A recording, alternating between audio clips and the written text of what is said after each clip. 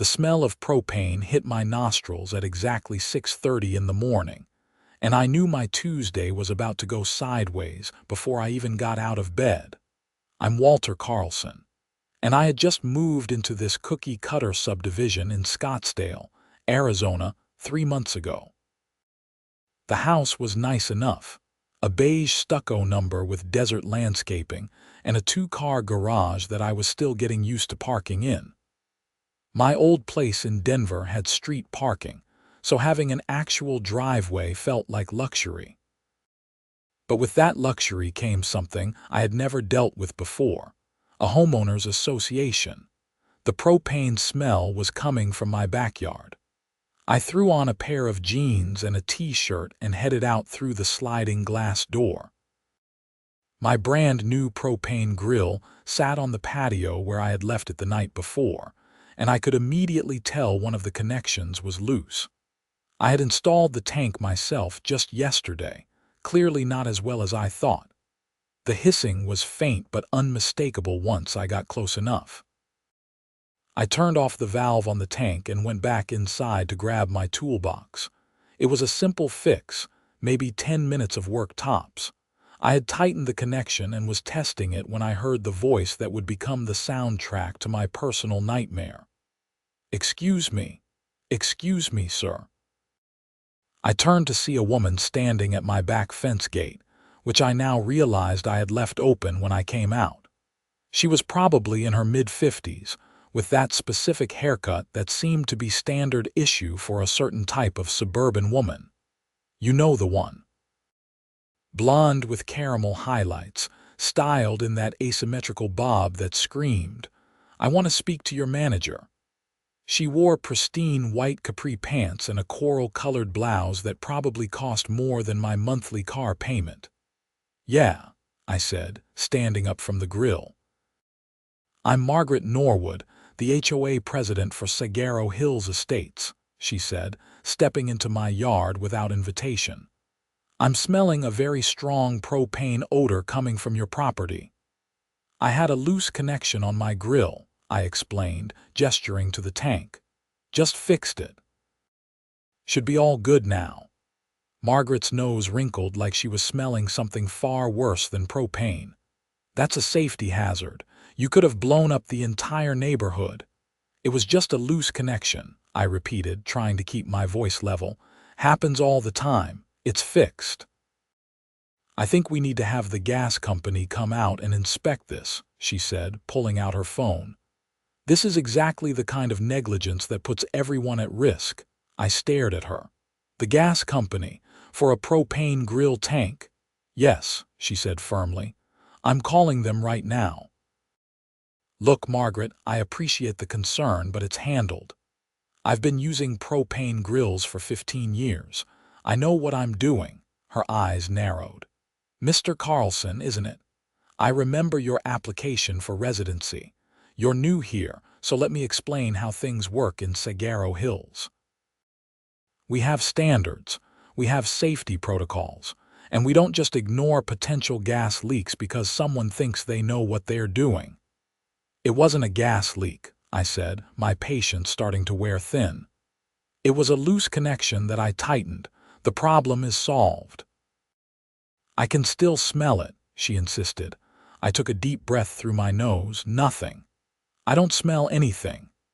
"Well, I do," Margaret said, her voice rising. "And as HOA president, it's my responsibility to ensure the safety of all residents. I'm calling the gas company, and if you interfere, I'll have no choice but to call the police as well." "The police? For what?" "For creating a public safety hazard and being uncooperative with HOA officials." I felt my jaw clench. This woman was actually threatening to call the cops on me for fixing my own grill. "You know what? Fine. Call whoever you want. I'm going to work."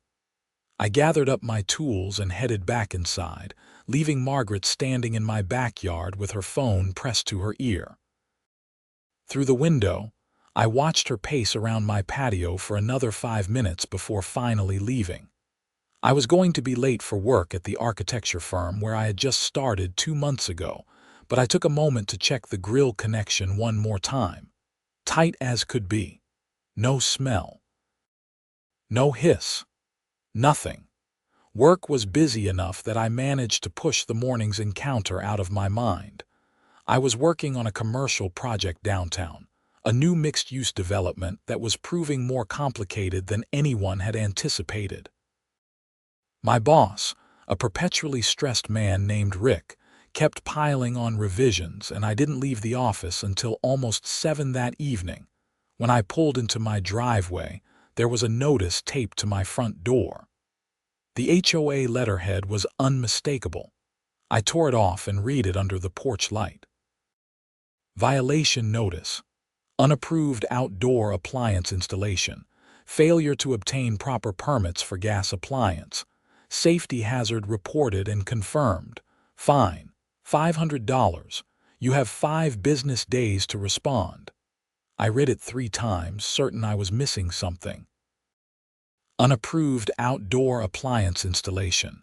It was a grill. A standard propane grill that you could buy at any Home Depot. I had never heard of anyone needing HOA approval for a grill, and permits for a portable propane tank. I went inside and dug out the HOA covenant documents that I had received when I bought the house. I had skimmed them during closing, but had not paid much attention to the details. Now, I read through them carefully, searching for anything about outdoor appliances or propane use. There was nothing. The covenants mentioned fixed structures, paint colors, fence heights, and a bunch of other minutiae about lawn maintenance and holiday decoration restrictions. But there was not a single word about grills or propane tanks. I called the HOA hotline number listed on the violation notice. It went to voicemail. Margaret's voice, naturally. You've reached the Saguaro Hills Estates HOA. Please leave a detailed message and someone will return your call within 3 business days. This is Walter Carlson at 2847 Desert Rose Drive, I said after the beep. I received a violation notice today for my propane grill, but I can't find anything in the covenants that requires approval for outdoor cooking appliances. I'd like to discuss this. Please call me back.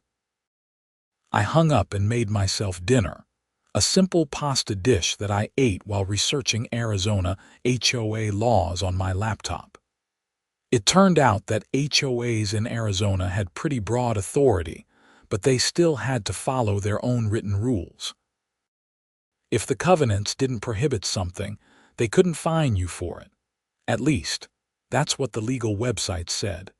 The next morning, I woke up to flashing red and blue lights reflecting off my bedroom walls. My heart jumped into my throat as I stumbled to the window. 2 Scottsdale Police Department cruisers were parked in front of my house. I threw on clothes and rushed to the front door. 2 officers stood on my porch. One was younger, probably early 30s, with a military-style haircut. The other was older, with gray at his temples and the weathered look of someone who had been doing this job for a long time. Walter Carlson, the older officer asked. Yes, that's me. What's going on? We received a report of a gas leak at this address, he said. A concerned neighbor called it in as an emergency. There's no gas leak, I said. I had a loose connection on my propane grill yesterday morning. I fixed it. This is ridiculous. The younger officer was already walking around the side of my house toward the backyard. Mind if we check it out, sir? Go ahead, I said, following them. But I'm telling you, there's nothing wrong. We all stood around my grill while the officers examined it. The older one crouched down and sniffed near the connection. I don't smell anything, he said, looking at his partner. The younger officer shook his head. Me neither. Who made the report? I asked. The older officer checked his notepad. Margaret Norwood. Said she could smell propane this morning when she was walking her dog. Said you had been uncooperative yesterday when she tried to address the safety concern. I felt anger rising in my chest. She came into my yard uninvited yesterday morning. I had already fixed the problem. And now I'm getting a $500 fine from the HOA for having a grill in my backyard. The officers exchanged a glance. We can't do anything about HOA disputes, the older one said. But as far as the gas leak report, there's no issue here. Everything looks fine. Can you document that? I asked, because I have a feeling this isn't going to be the last time she calls you about this. We'll note it in our report, he said. But sir, if you're having issues with your HOA, you might want to consult with a lawyer who specializes in that area. After the police left, I was too angry to go back to sleep.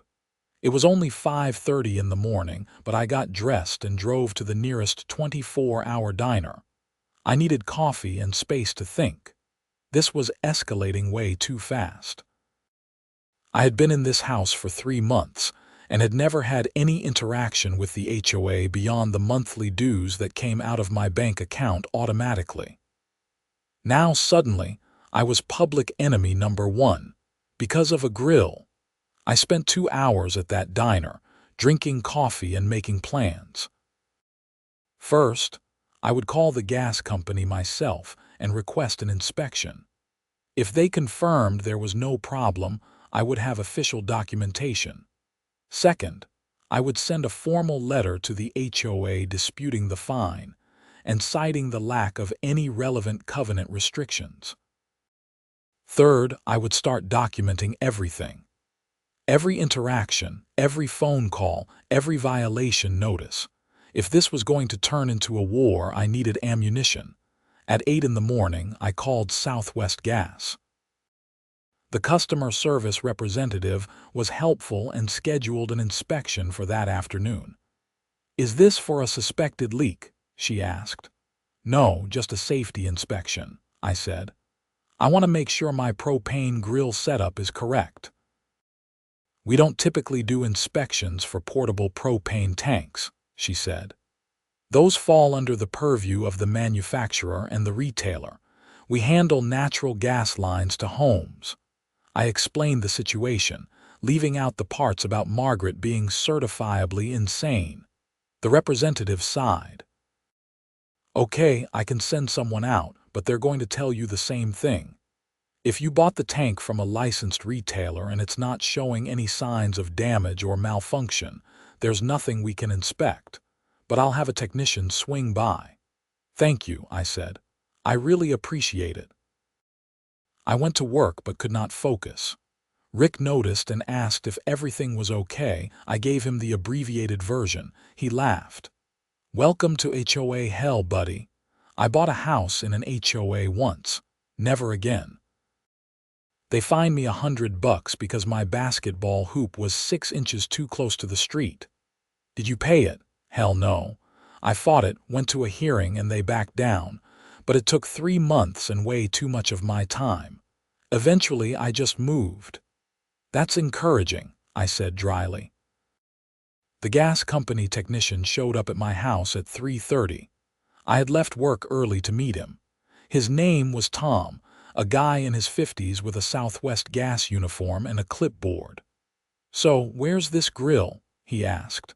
I led him to the backyard. Tom examined the propane tank, checked all the connections, and even tested it with some kind of handheld detector. "Everything looks good," he said. "No leaks, connections are solid, you know what you're doing." "Can you put that in writing?" I asked. "Sure," he said. "I'll write up a report." But like I said on the phone, we don't usually do this for portable propane. It's not really our jurisdiction. "I understand. I just need documentation that there's no safety issue." Tom nodded and spent a few minutes writing on his clipboard. He handed me a carbon copy of his report. It was official Southwest Gas letterhead, dated and signed, stating that he had inspected the propane tank and grill at my address and found no leaks, no safety hazards, and all connections properly secured. "This should help with whatever you're dealing with," Tom said. "But can I give you some advice, please?" I've been doing this job for 23 years. You know how many actual propane emergencies I've responded to from home grills? Maybe 5. You know how many false reports I've responded to because of neighbor disputes? Hundreds. And about half of those involve HOAs. People get into these petty wars and start calling in fake emergencies. It wastes our time and it can get people in real trouble. So what should I do? Document everything. And if this person keeps filing false reports, you can potentially take legal action. Making false emergency reports to utilities or police is actually a crime in Arizona, but you need a pattern of behavior to make that stick. Thanks, Tom. I really appreciate you coming out. After he left, I made copies of the report and drafted a letter to the HOA. I kept it professional but firm, explaining that I had obtained an official inspection from the gas company confirming there was no safety hazard, that the HOA covenants contained no restrictions on outdoor cooking appliances, and that I would not be paying the $500 fine. I printed it out, signed it, and put it in an envelope addressed to the HOA office. That evening, I decided to take a walk around the neighborhood. Saguaro Hills Estates was one of those master plan communities that looked like it had been copy-pasted from a developer's catalog. Every house was some variation of beige or tan stucco with desert landscaping and terracotta roof tiles. There were 3 approved house models, and walking down the street felt like being stuck in a glitch in the Matrix. I noticed that at least a dozen houses had grills on their patios or decks. Some were propane, some were natural gas connected to the house line, and at least 2 were those big fancy built-in models that probably cost more than my car. If grills were such a violation, why was mine the only one getting fined? I pulled out my phone and started taking pictures. Evidence. If Margaret wanted to enforce some made-up rule about grills, she was going to have to apply it equally to everyone. As I walked past a house on the corner, an older man sitting in his garage waved me over. "You're the new guy on Desert Rose, right?" "Yeah, Walter Carlson." "Hank Peterson," he said, shaking my hand. "Heard you're having some trouble with Margaret. News traveled fast, apparently." "How did you hear that?" "She posted in the HOA Facebook group about a dangerous propane situation that she had to report to the police. Didn't mention your name, but everyone knows which house is new. What's going on?" I gave him the full story. Hank listened, shaking his head. "That's classic Margaret. She's been HOA president for 6 years and has run off at least a dozen homeowners. She makes up rules, enforces things selectively, and if you push back, she escalates. Last year, she tried to fine the Johnsons 3 houses down because their kids' playhouse was an unapproved structure. It was one of those plastic little tykes things from Walmart. What happened? They threatened to sue, and she backed down, but not before making their lives miserable for 3 months. She reported them for every tiny thing. Weeds in the landscaping rocks, trash can left out 2 hours past the pickup time, car parked in the driveway overnight instead of in the garage. It was harassment. "Why doesn't anyone vote her out?" Hank laughed bitterly. "She controls the board, got her friends appointed to all the positions, and most people in the neighborhood don't pay attention to HOA politics until it affects them personally. By then, it's too late. There has to be something we can do." "There is," Hank said, "but it takes organization and it takes people willing to stand up to her. Most folks just want a quiet life. They pay the fines, follow the made-up rules, and try to stay off her radar." "I'm not paying a fine for a grill that doesn't violate any actual rule," I said. "Good for you," Hank said. "If you need backup, let me know. I'm retired, got nothing but time, and I'm sick of watching Margaret turn this neighborhood into her personal fiefdom." I went home that night feeling slightly better. At least I wasn't alone in this, but I also realized I was in for a fight. Margaret wasn't going to back down just because I had documentation and logic on my side. People like her didn't operate on logic. The next morning, there was another notice on my door. This time it was a second violation notice, claiming that I had failed to respond to the first violation, and that my fine was now $750. I had literally mailed my response the previous day. I called the HOA office number again. Voicemail again. This time I didn't leave a nice message. "This is Walter Carlson. I mailed my response to your bogus violation yesterday. I have documentation from Southwest Gas confirming there is no safety issue with my propane grill, and I have photographs of at least 12 other houses in this neighborhood with similar or larger grills. If you continue to harass me with fraudulent fines, I will be consulting with an attorney. Call me back." That afternoon my phone rang. Unknown number, I answered. "Hello, Mr. Carlson, this is Margaret Norwood." Her voice was icy. "I received your hostile voicemail message. I want to inform you that threatening an HOA board member is grounds for additional fines and potential legal action." "I didn't threaten anyone," I said. "I stated facts. You're fining me for something that isn't in the covenants, and you're ignoring evidence that there's no safety issue." "The HOA board has the authority to interpret the covenants and enforce community standards," Margaret said. "Your attitude and your refusal to comply with reasonable safety measures demonstrate exactly the kind of homeowner behavior that threatens property values for everyone." "My grill isn't threatening anyone's property values. I can still smell propane from your property," she insisted. "Every morning when I walk past your house, the smell is overwhelming. Either you haven't actually fixed the problem, or you're continuing to use faulty equipment." "That's impossible," I said. "The gas company inspected it and found nothing. Perhaps they missed something, or perhaps the problem is intermittent. Either way, until this is resolved to the board's satisfaction, your fines will continue to accumulate.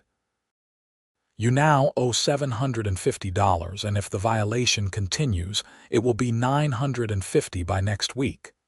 "This is insane." "No, Mr. Carlson. What's insane is moving into a community with rules and then refusing to follow them. Good day." She hung up. I sat there staring at my phone, trying to process what had just happened. She was going to keep adding fines indefinitely. And apparently, she was claiming she could still smell propane that didn't exist. I called Tom at Southwest Gas and explained what was happening. "Is there any way you could do another inspection? She's claiming the problem is still there." Tom sighed. "I can come back, but it's going to be the same result. Look, I shouldn't tell you this, but I've dealt with Margaret Norwood before. 3 years ago, she called in a gas leak report for her neighbor's house. We sent someone out 4 times. Never found anything. Eventually, we had to tell her we wouldn't respond to her calls anymore unless there was actual evidence of a problem. She's got some kind of hypersensitivity thing, or she's just making it up. So her nose is the only problem. Basically. But I can't put that in an official report. What I can do is come back out, do another inspection, and document again that there's no issue. If she keeps calling us, we'll have a record of repeated false reports. I'd really appreciate that."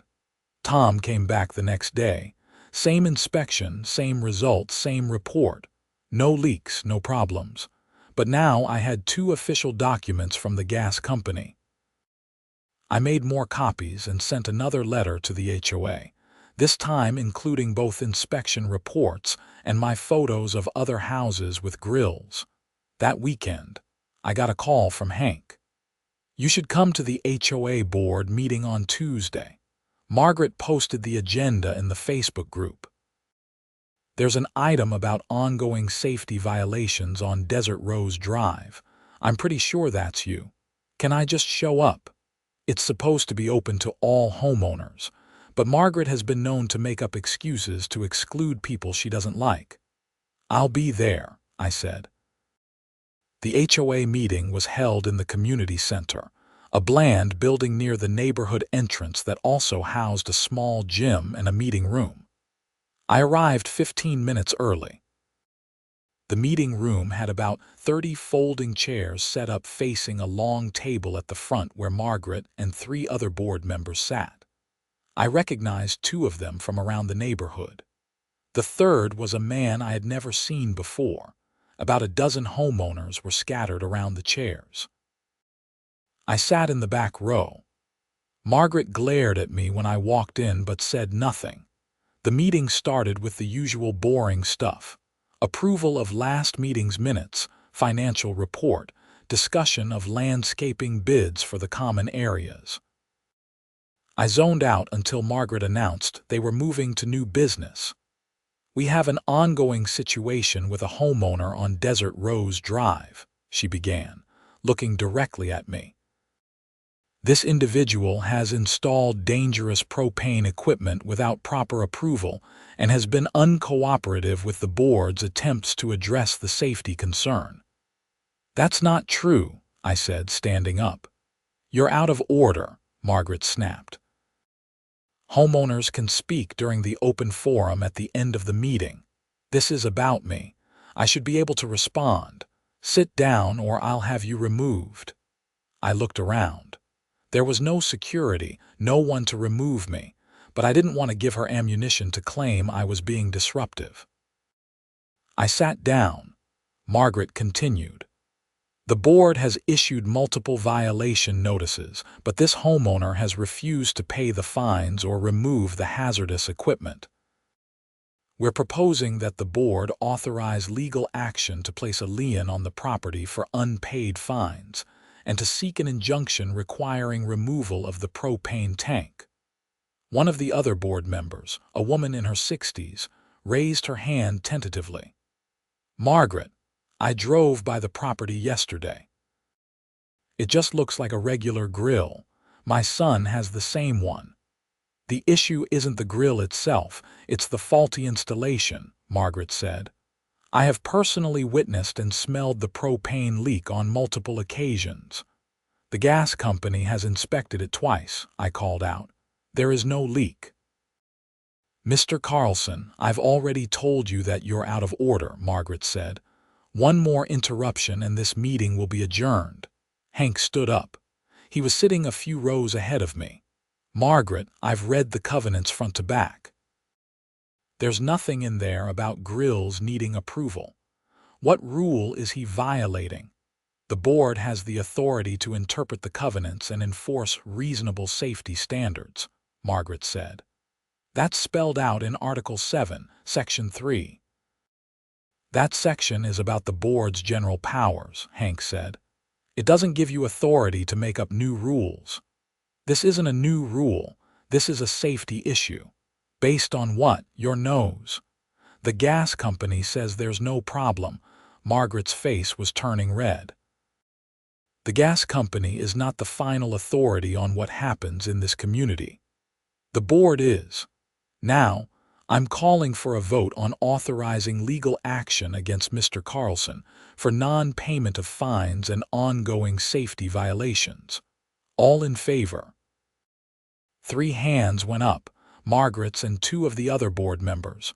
The woman who had questioned her earlier abstained. "Motion passes 3-0 with 1 abstention," Margaret announced. "The board will move forward with legal proceedings." "This is ridiculous," I said, standing again. "You can't fine someone for violating a rule that doesn't exist." "The meeting is adjourned," Margaret said, gathering her papers.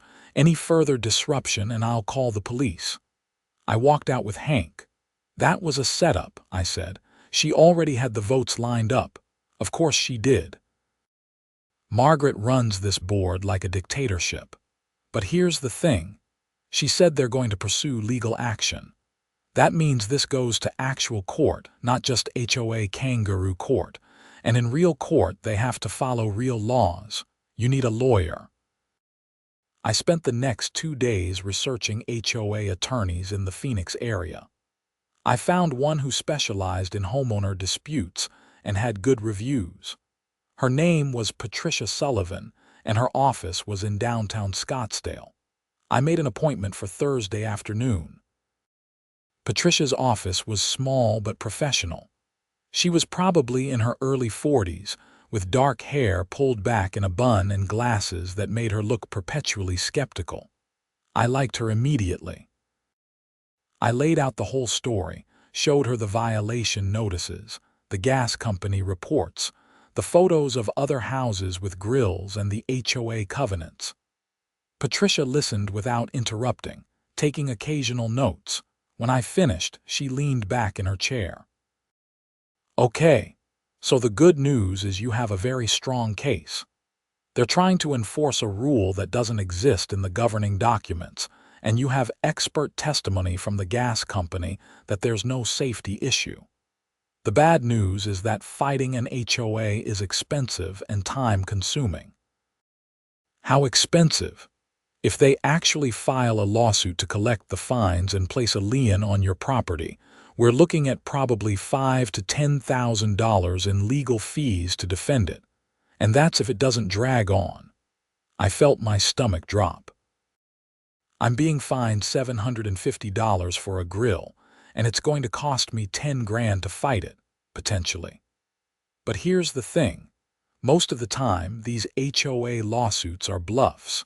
They're counting on homeowners not being able to afford lawyers and just paying up. If we send them a strongly worded letter outlining your defense and making it clear you're prepared to fight this, there's a good chance they'll back down. And if they don't, then we take it to court, and honestly, I think we'd win. But we could also file a countersuit for harassment and abuse of power. If we can show a pattern of selective enforcement and false reports, we might be able to get the judge to award you damages and attorney's fees." "Let's do it," I said. "The letter first, and if they want to escalate, we'll escalate." Patricia drafted a letter that was basically a legal missile. It outlined my position, cited Arizona HOA law, included the gas company reports as exhibits, and warned that any further harassment would result in a countersuit. She sent it certified mail to Margaret personally and to the HOA's registered agent. For about a week, things were quiet. No new violation notices, no calls. I started to think maybe Patricia's letter had worked. Then my neighbor directly next door, a woman named Jennifer whom I had spoken to maybe twice, knocked on my door on a Saturday morning. "Hey, Walter, I wanted to give you a heads up. Margaret came by yesterday asking me questions about you." "What kind of questions?" "Weird stuff. Like, had I noticed any strange smells from your property? Had I seen you doing anything unusual? Did I know what your work schedule was?"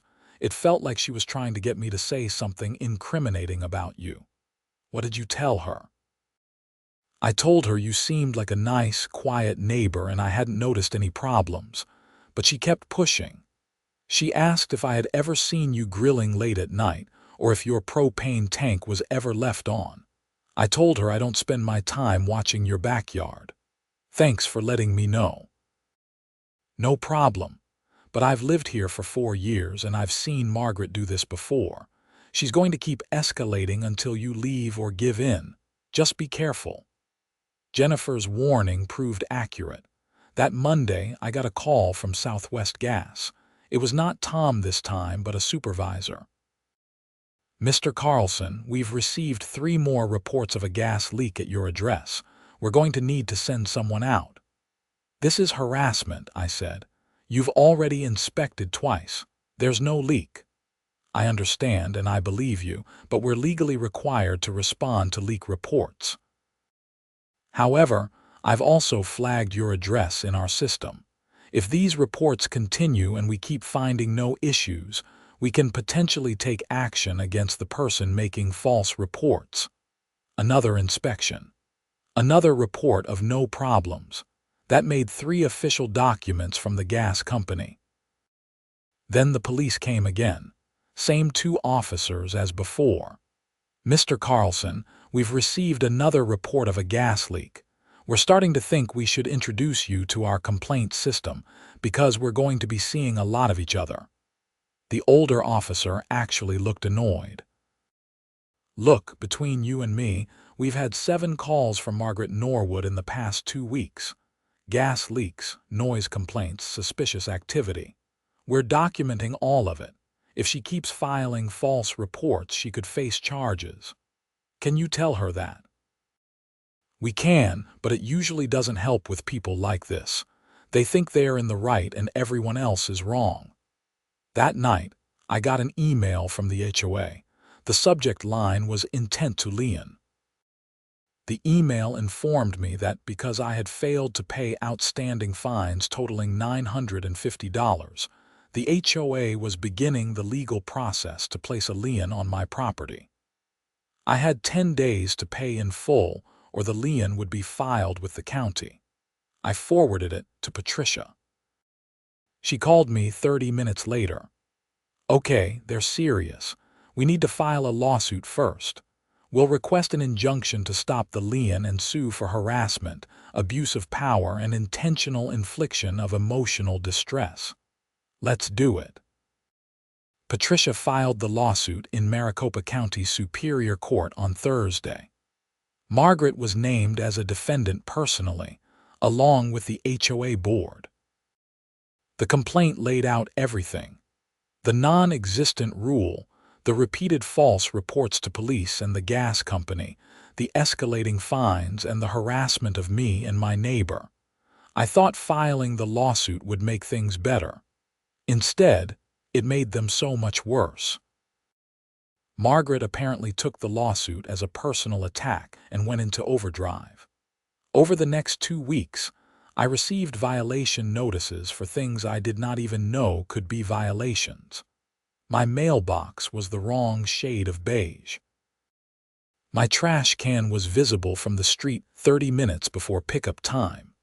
My car was parked in my driveway instead of my garage.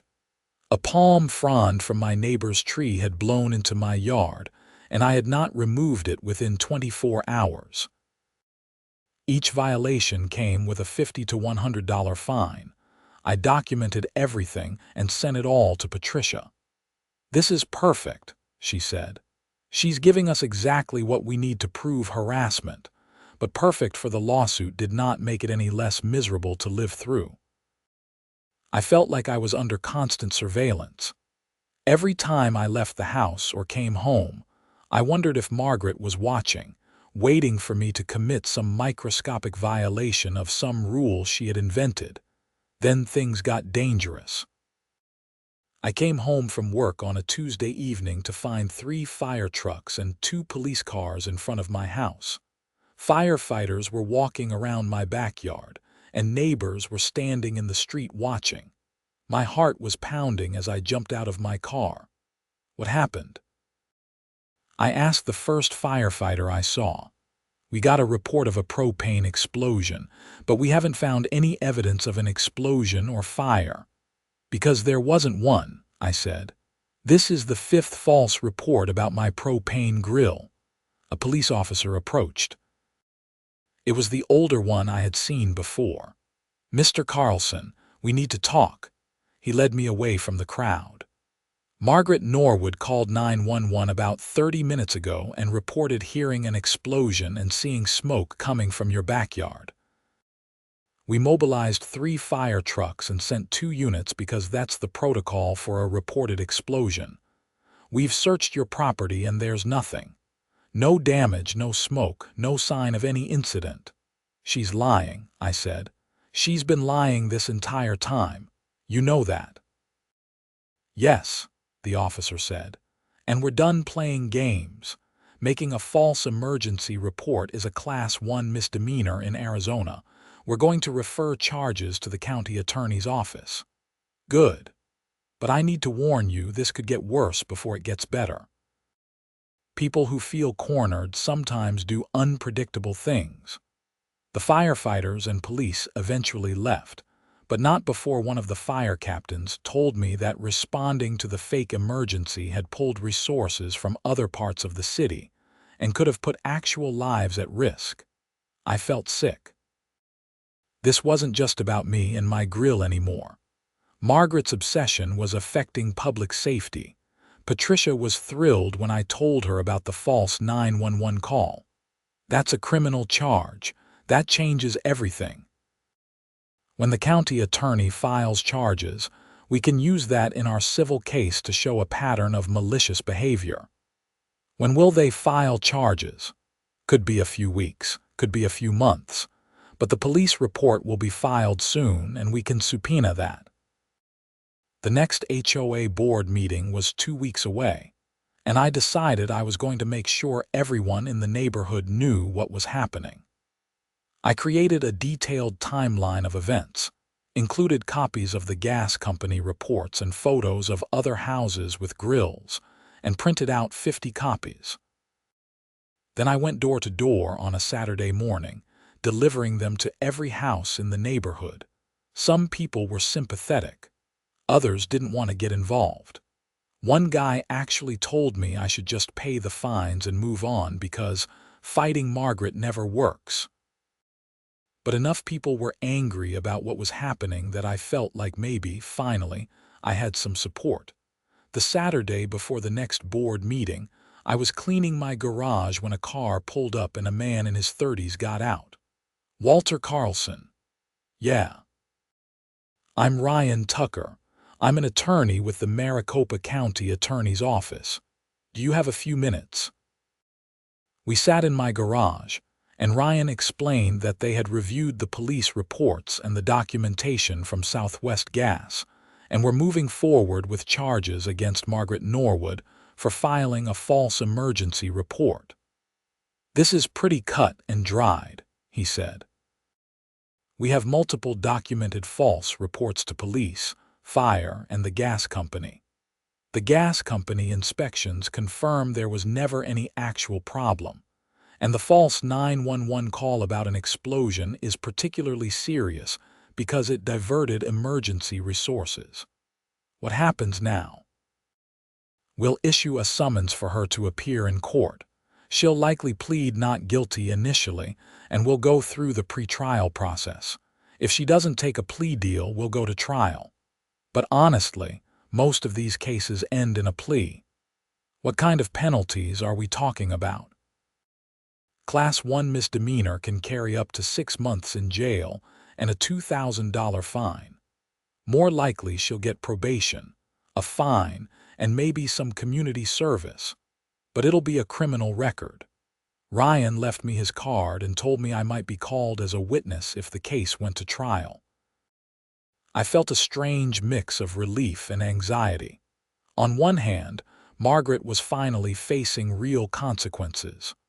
On the other hand, I knew she was going to blame me and probably escalate even more.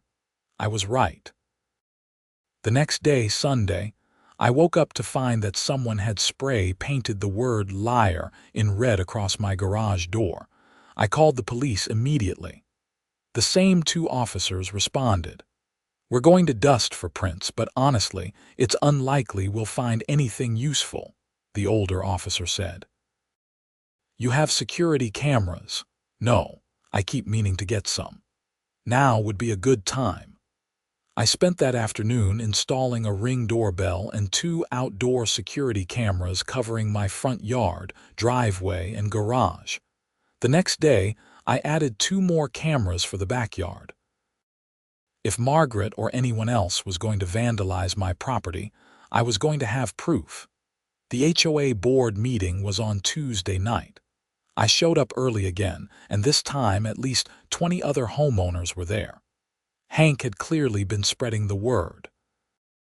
Margaret looked surprised and annoyed by the turnout.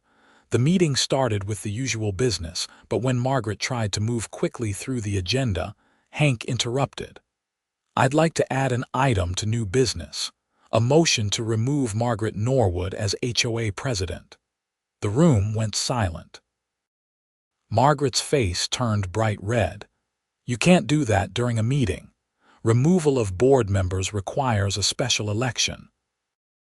According to the bylaws, a board member can be removed by a 2/3 vote of homeowners present at any meeting where proper notice has been given, Hank said, pulling out a copy of the HOA bylaws.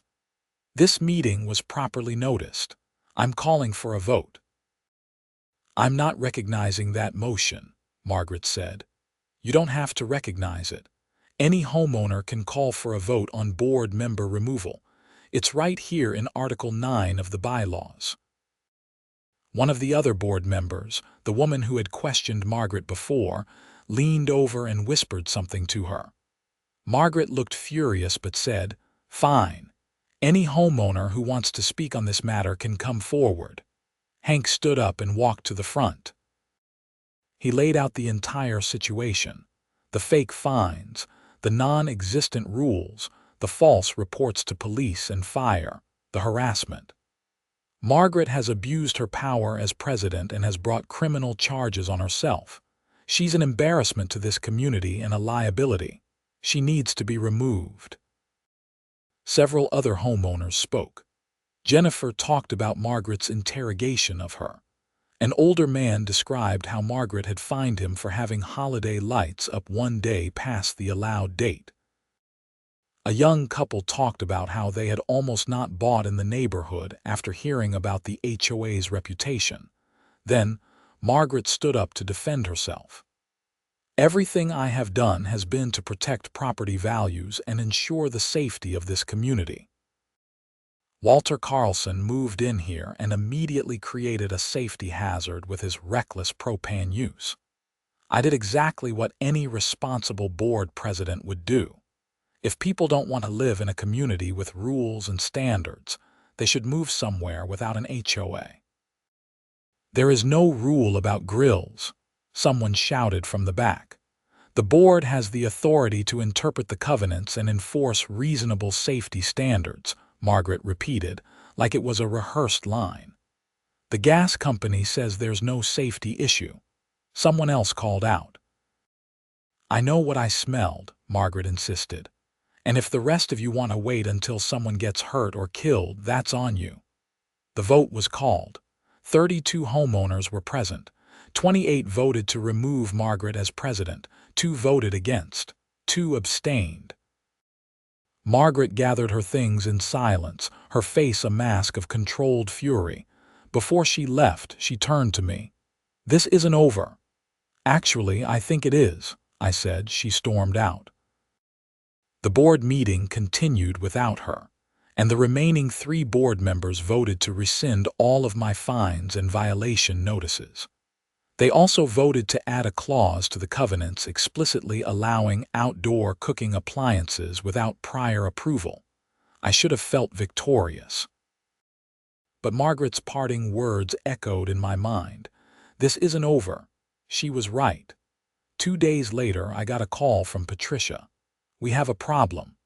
Margaret has filed a countersuit against you personally for defamation and intentional infliction of emotional distress. She's claiming that you orchestrated a campaign to destroy her reputation and that your lawsuit was frivolous and filed in bad faith." "You're kidding." "I wish I was. It's a garbage lawsuit and won't go anywhere, but it means more legal fees and more time spent on this nonsense." "Can she do that? File a lawsuit while she's facing criminal charges?" "Unfortunately, yes. Civil and criminal cases are separate. But here's the interesting part. Her countersuit is so poorly written and so lacking in merit that I think we can get it dismissed pretty quickly. And if we can show it was filed purely as retaliation and harassment, we might be able to get sanctions against her." Over the next month, the situation played out in slow motion through the legal system. Margaret's criminal case moved forward. She pleaded not guilty and was released on her own recognizance. The county attorney offered her a plea deal. Plead guilty to 1 count of filing a false report, 6 months probation, a $1,000 fine, and 50 hours of community service. She rejected it and demanded a trial. Her countersuit against me was dismissed exactly as Patricia predicted. The judge called it frivolous and without any basis in law or fact, and ordered Margaret to pay my attorney's fees for defending against it. That came to about $4,000. Patricia filed a motion for sanctions, asking the judge to penalize Margaret for filing a bad faith lawsuit. My lawsuit against the HOA and Margaret was still pending, but with Margaret removed as president, the HOA's new board wanted to settle. They offered to pay my attorney's fees, formally apologize, and put in writing that I had never violated any rules. I accepted. The lawsuit against Margaret personally would continue.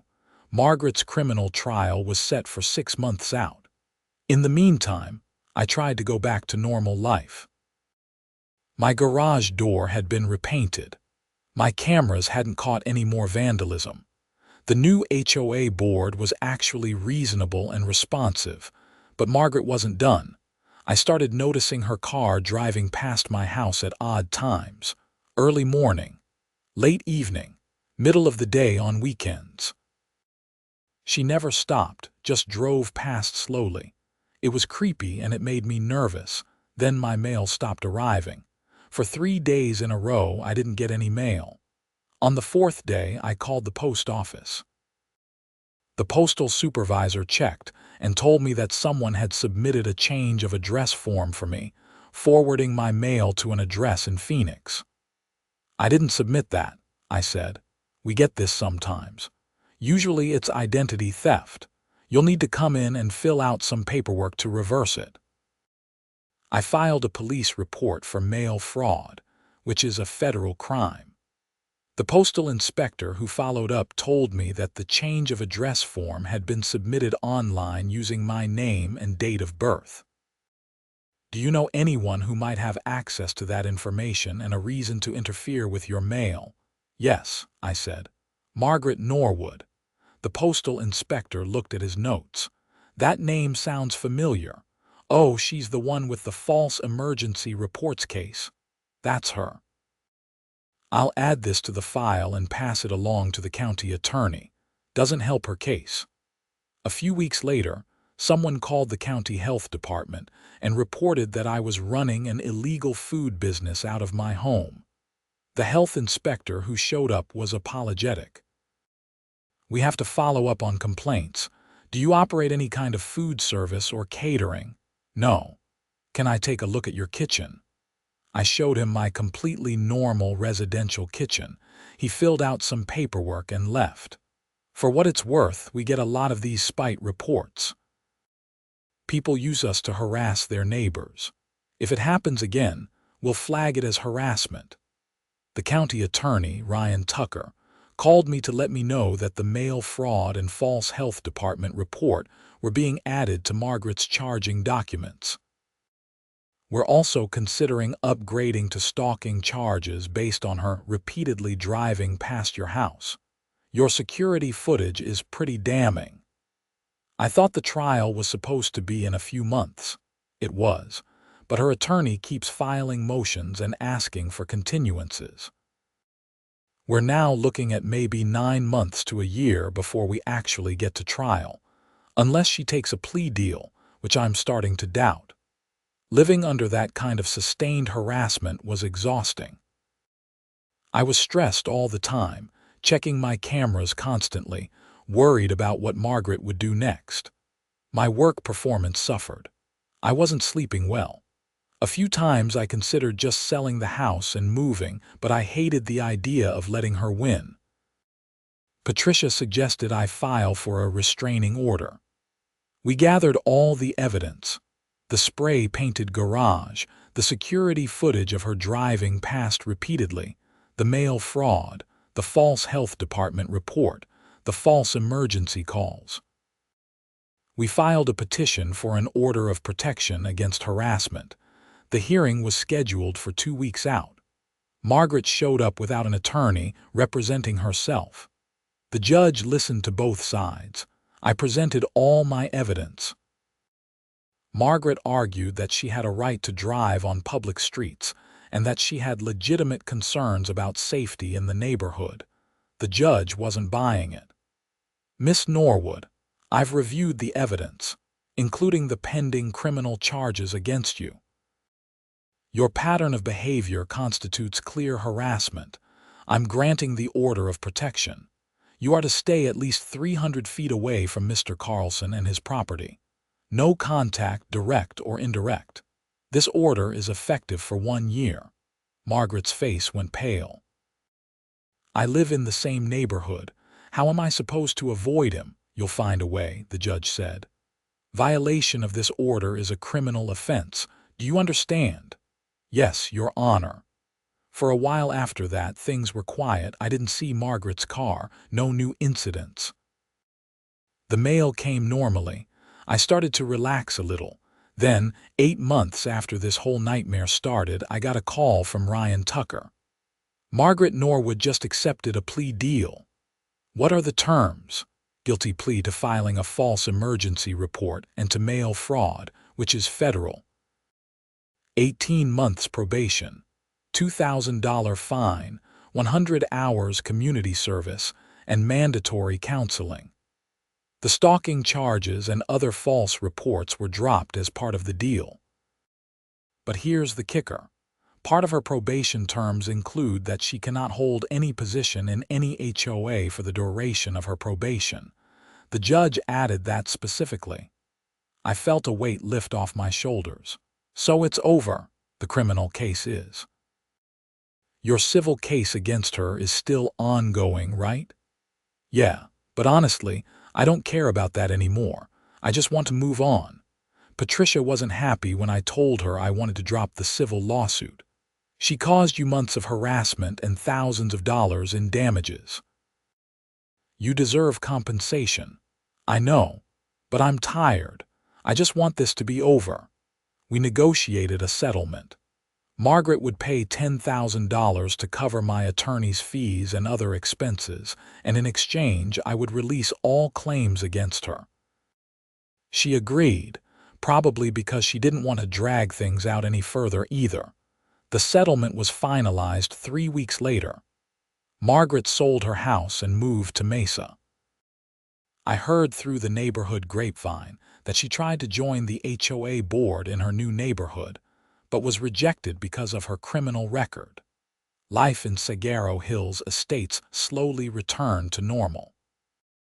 The new HOA board was reasonable and actually focused on maintaining common areas and organizing neighborhood events instead of harassing residents. I became friends with Hank and several other neighbors. Jennifer and her husband invited me to a barbecue, and I grilled burgers on my propane grill without incident. Looking back, the whole thing was insane. All of it started because Margaret smelled propane that didn't exist. The gas company confirmed it multiple times. Her nose was the only problem. But instead of accepting that she was wrong, she escalated and escalated until she destroyed her own life. I learned a lot through that experience. I learned that HOAs can be great or terrible depending on who runs them. I learned that standing up to bullies is exhausting and expensive, but sometimes necessary. I learned that some people are so invested in being right that they'll burn everything down rather than admit they made a mistake. Most importantly, I learned to thoroughly research HOAs before buying in a neighborhood, to document everything, and to never, ever underestimate a Karen with power. My propane grill still sits on my back patio. I use it at least twice a week. Every time I light it up and smell that familiar propane smell for just a second before the flames catch, I think about Margaret and her phantom gas leak. And then I grill my steak and enjoy my life, knowing that sometimes the good guys actually do win. The neighborhood is peaceful now. We had elections for the HOA board, and several younger, more reasonable people joined. They updated the covenants to remove a lot of the petty restrictions and changed the violation process to require photographic evidence and multiple warnings before any fines can be issued. There's a new rule that board members can't issue violations for properties within 3 houses of their own to prevent targeted harassment. I ran into one of Margaret's former allies on the old board at the grocery store about a year after everything ended. She actually apologized to me. I knew what Margaret was doing was wrong, but I was afraid if I spoke up, she'd turn on me next. "I'm sorry I didn't stand up for you." "Water under the bridge," I said. It was true. I had spent so much energy being angry during those months of harassment that I didn't have any left. I just felt grateful it was over. Someone asked me once if I regretted buying in an HOA neighborhood. Honestly, no. I love my house. I love the neighborhood. And I think the experience, as terrible as it was, taught me important lessons about standing up for yourself and not letting petty tyrants get away with abuse of power. Plus, my property value has actually gone up since Margaret left, and the neighborhood got a reputation for being well-run and reasonable. So in a weird way, fighting her benefited everyone. I still have all the security cameras up. I probably don't need them anymore, but they give me peace of mind. And every now and then, when I'm grilling on a quiet evening and a neighbor walks by, they'll stop and chat. More than once, someone has mentioned the Great Propane War and thanked me for dealing with Margaret. It's been 2 years now since that morning when I woke up to the smell of propane and Margaret's voice screeching in my backyard. Sometimes it feels like ancient history. Other times, usually when I'm sitting on my patio watching the sunset over the desert, I'll remember specific moments. The first violation notice taped to my door, the fire trucks in front of my house, Margaret's face when she was voted out as president, the judge granting the restraining order. I think about how a simple loose connection on a propane tank spiraled into months of legal battles, criminal charges, and thousands of dollars in attorney's fees. I think about how Margaret convinced herself that she could smell something that didn't exist, and how that delusion nearly destroyed multiple lives. But mostly, I think about how glad I am that I fought back. Because if I hadn't, she'd still be there, terrorizing the neighborhood, inventing rules and violations and making everyone miserable.